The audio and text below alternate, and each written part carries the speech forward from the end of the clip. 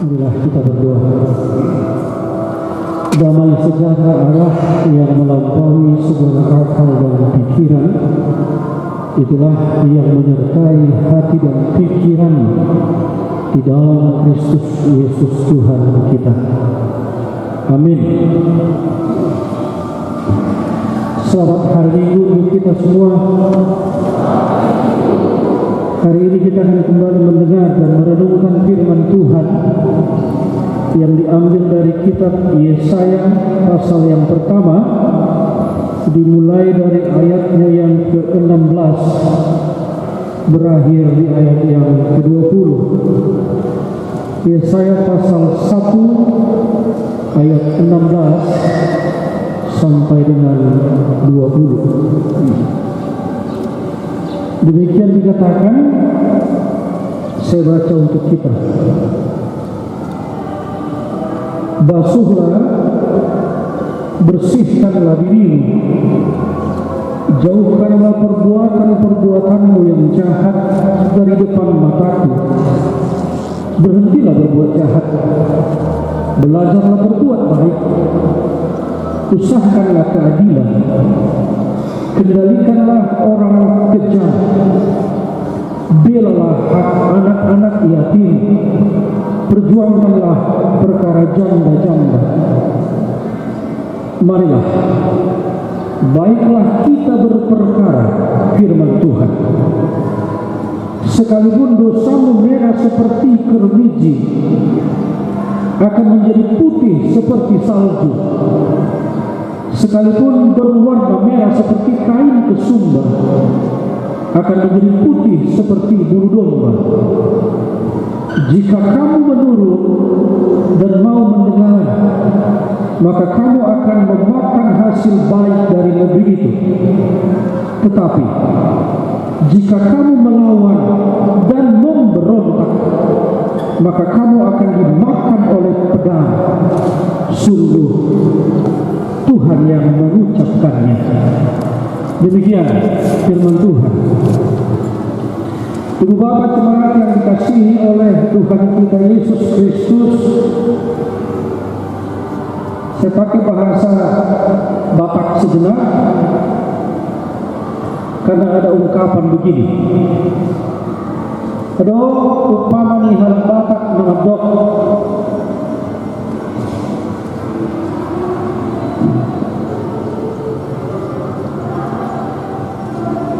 kacit mulak mengido, umacitan mulak mangalea. Tabo turut tahey, halus muna tuboto, yasoi dakuboto. Tabo turut tahey, sebagian magboto, sebagian dam, ya. Kacit mulak mengido, hacitan mulak mangalea. Artinya kalau kita meminta sesuatu ditolak, nggak sakit-sakit amat lah. Tapi kalau kita memberi sesuatu tapi ditolak, disitulah yang sakitnya itu di sini. Serius.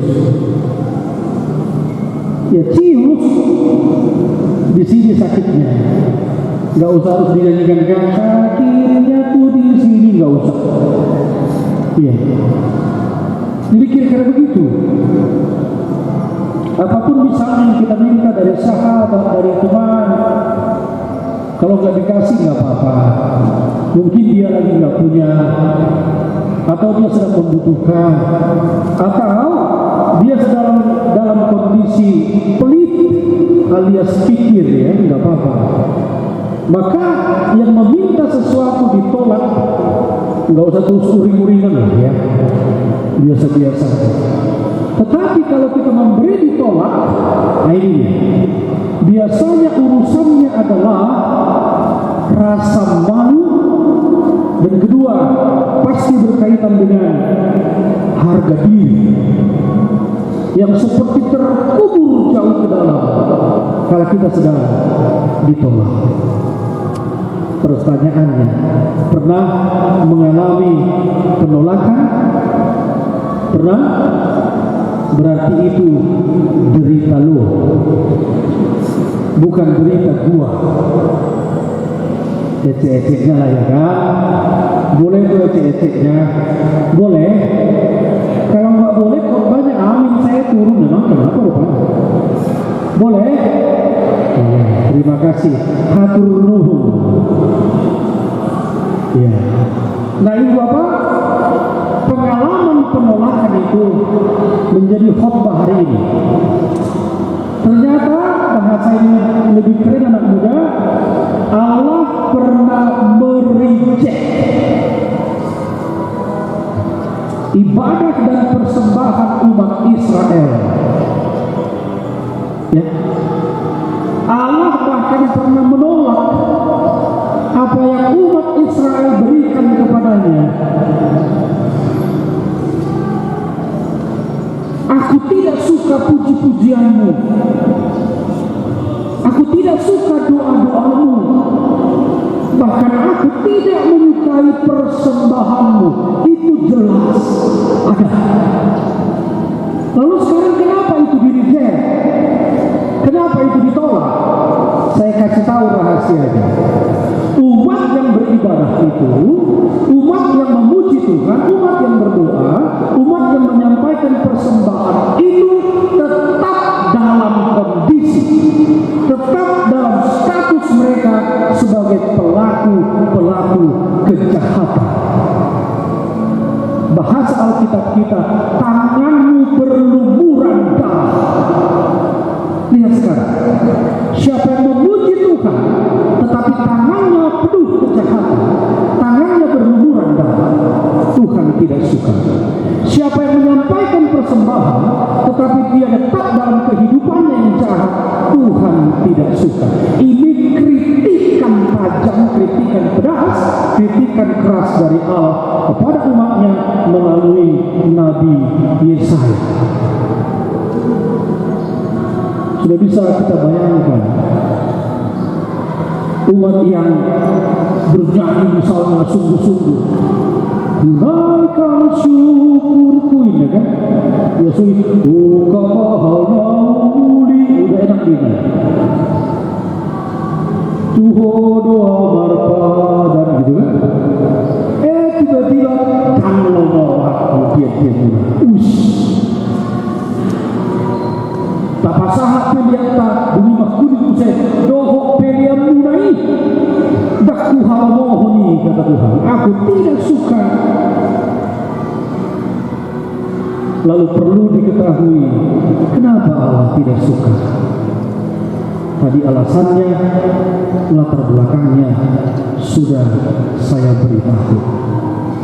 Maka agar ibadah kalian ke depan, puji-pujian kalian kuterima, syukur kalian kuterima, doa kalian kujawab saat ibadah kalian, lakukanlah dulu ini. Bahasa topiknya, temanya, bingkangnya adalah pertobatan. Pertobatan itu harus diwujudkan melalui istilah beberapa hal yang ada tadi di ayat berapa itu, basuhlah. Kedua, bersihkanlah. Yang ketiga, jauhkanlah. Yang keempat, berhentilah. Kata basuhlah, bersihkanlah disatukan.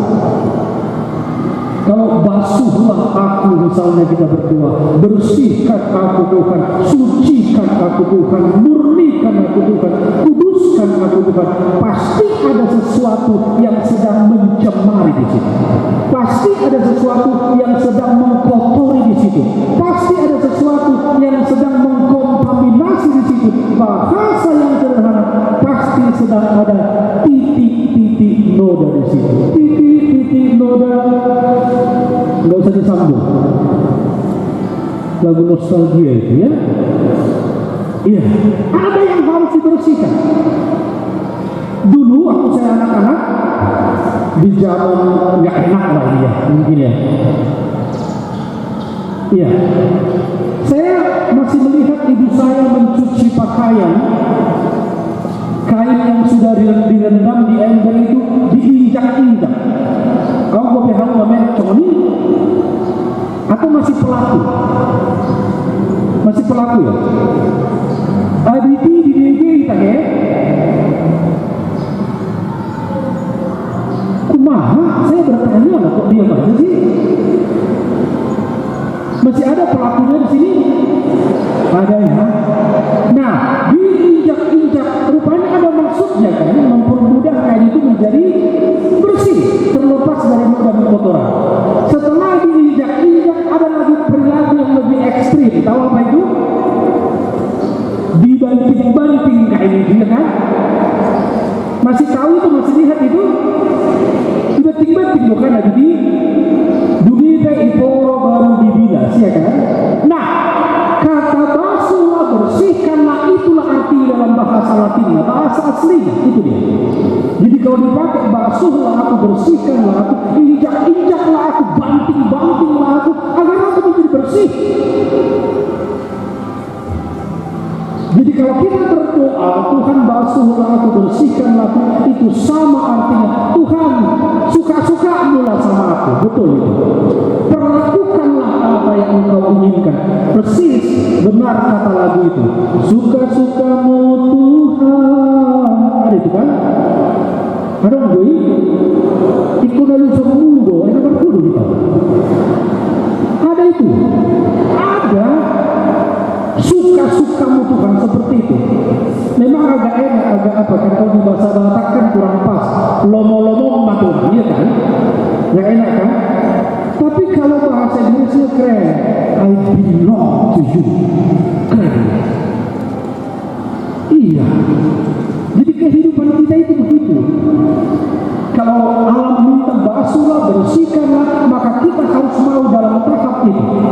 Sekarang saya pakai bahasa orang pintar dalam bahasa Inggris untuk menguatkan perkataan bersihkanlah, basuhlah ini. Dikatakan istilahnya begini, melt me, mold me. Artinya, hancurkan dulu aku Tuhan, and then kemudian melt me, bentuklah aku. Siapa yang mau menjadi pribadi baru, dia harus mau dulu dilebur, dihancurkan, akan mengalami kesakitan yang luar biasa, yang dahsyat, baru kemudian Tuhan bentuk kita menjadi pribadi yang baru. Dalam hal ini, orang yang mendengar firman diminta Tuhan untuk seperti itu, menghentikan babak hidup, fase hidup yang tidak enak, tidak nyaman, lalu masuk ke babak berikutnya, babak baru yang setelah Allah membersihkan dan membentuk kita. Setelah itu, apapun doa kita, apapun ibadah kita, apapun pujian kita, pasti akan to glorify Him, memuliakan Dia. Itu yang pertama. Yang kedua, jauhkanlah katanya. Ini sehubungan dengan perilaku jahat atau kejahatan. Kata jauhkanlah, singkirkanlah, mungkin pas bahasa Bataknya, pasidi, pahola, padel diri siapa. Jadi dalam arti kalau jauhkanlah, seperti orang yang mencuci tangan di peristiwa penyaliban Yesus, ada tokoh Alkitab yang mengatakan seperti ini, dia mencuci tangannya, kuburi tanganku, ias dua usia mudarnya. Jadi kira-kira seperti itu maknanya. Orang yang menjauhkan diri dari dosa, dia harus mau mencuci tangannya, sekaligus berkata, mulai hari ini aku tidak punya hubungan lagi dengan engkau. Cuci tanganmu, cuci hidupmu, bersihkan. Lalu berkata, aku dan kau tidak punya hubungan lagi sejak sekarang. Orang muda, orang milenial mengatakan lo, gue, itulah dia.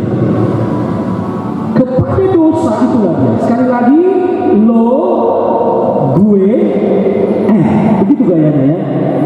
Aku lihat di TV di sini. Kalau nggak pas ya please forgive me lah ya.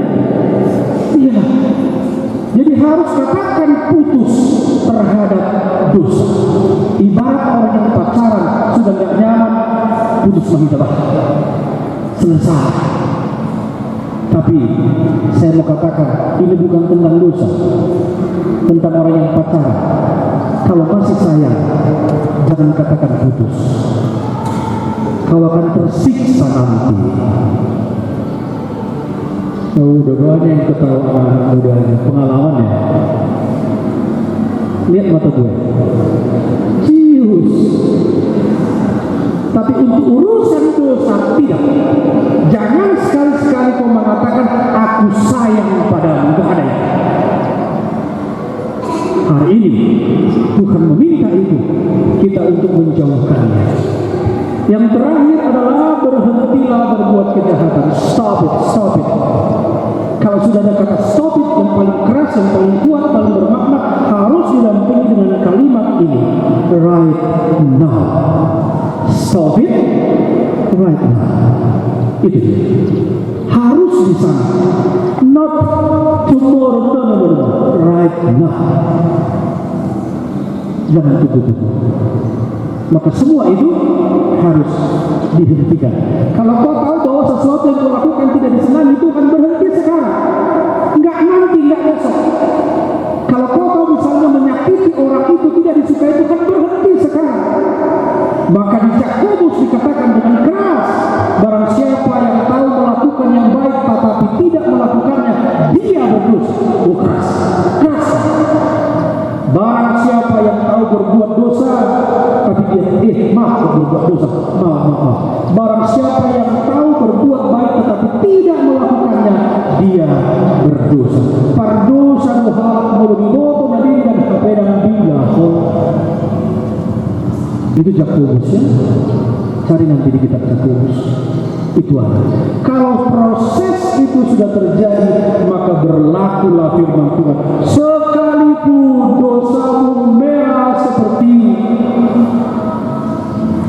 akan menjadi putih seperti. Wah, ini dia. Artinya, kalau proses itu sudah kita lalui, apa yang diinginkan Tuhan sudah kita penuhi, yang merah akan menjadi putih. Sebesar apapun dosamu hari ini juga, bahkan saya katakan bukan hanya hari ini, detik ini juga kau menjadi putih. Serius, nggak harus nunggu 1 jam lagi, detik ini pun misalkan kau mengaku dosa-dosamu, kau peroleh pengampunan yang daripada Tuhan. Itu janji Tuhan.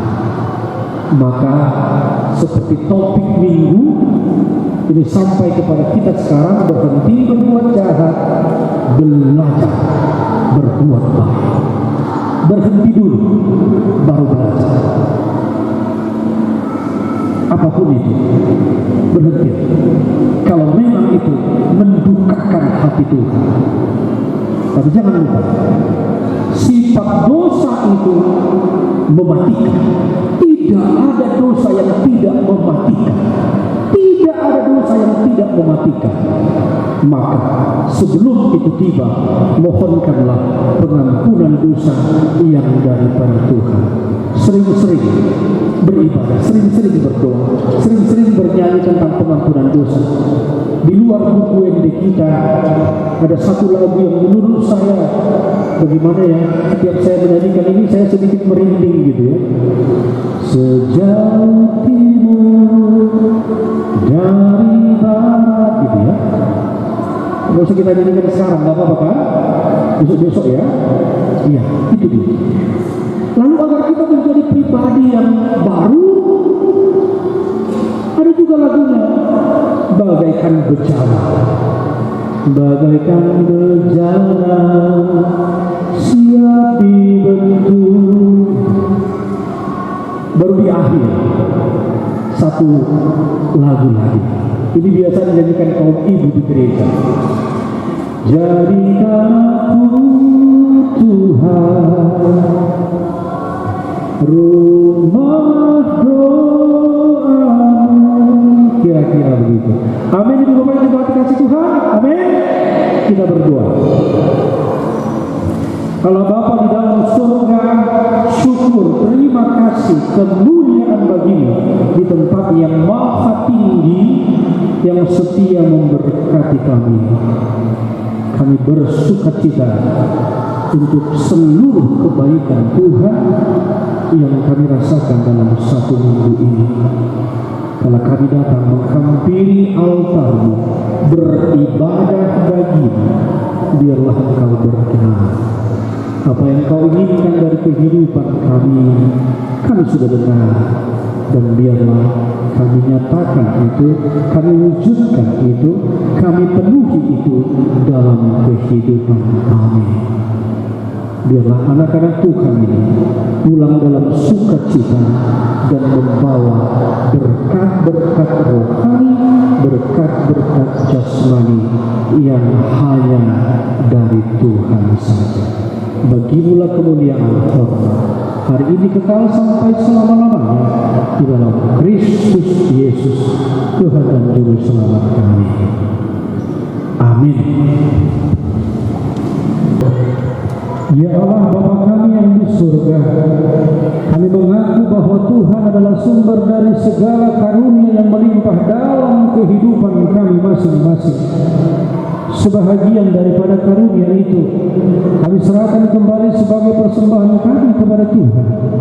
Terimalah dan berkatilah persembahan umat-Mu ini, agar dapat kami pergunakan untuk pekerjaan dan pelayanan kerajaan Tuhan di dunia ini. Bukalah hati kami untuk mengenal betapa banyak berkat dan karunia yang kami peroleh dari Tuhan, supaya kami senantiasa bersyukur kepada-Mu di dalam nama Yesus Kristus Tuhan kami. Amin.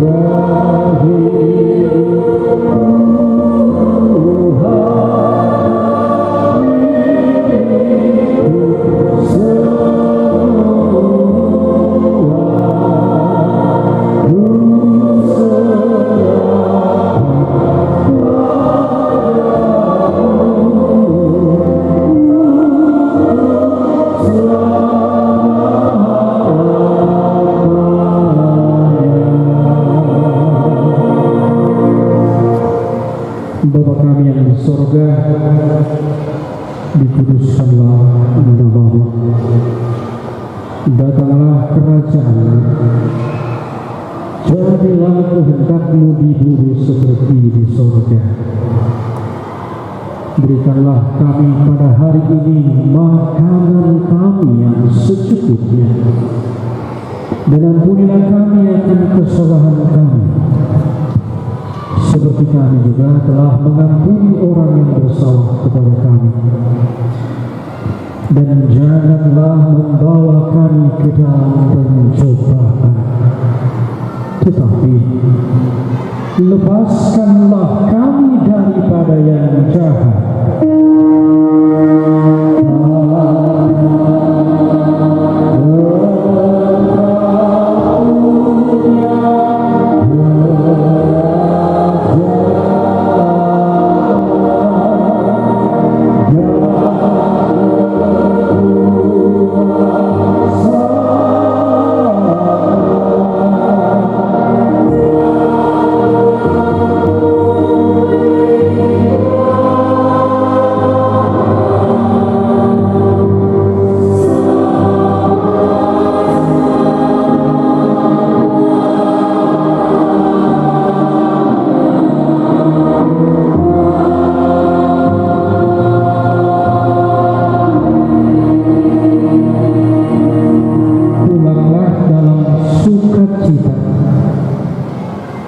Terimalah berkat-Nya. Tuhan memberkati engkau dan melindungi engkau. Tuhan menyinari engkau dengan wajah-Nya dan memberi engkau kasih karunia. Tuhan menghadapkan wajah